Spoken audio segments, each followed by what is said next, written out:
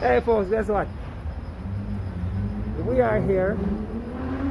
We're making a delivery for Rawl. Yeah, man. Yeah, man.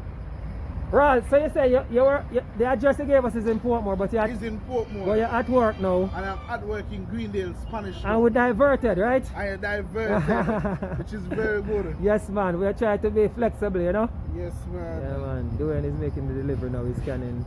Good. Scan the package out, taking a picture of Raul's. Nice, of Raul's package, yeah. Nice, thank you, man. Nice. So what we noticed, if for customers who do not want to show their ID, it is simple. We just take a picture of the customer holding the package, right? So that we have proof that the package was delivered. All right. Yeah, man. Thank you very much, man.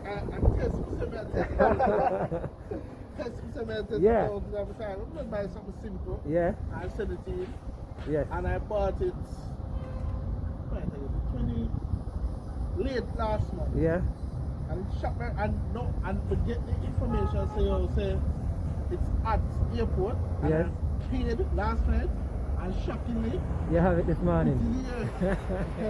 At a different location. At a different location.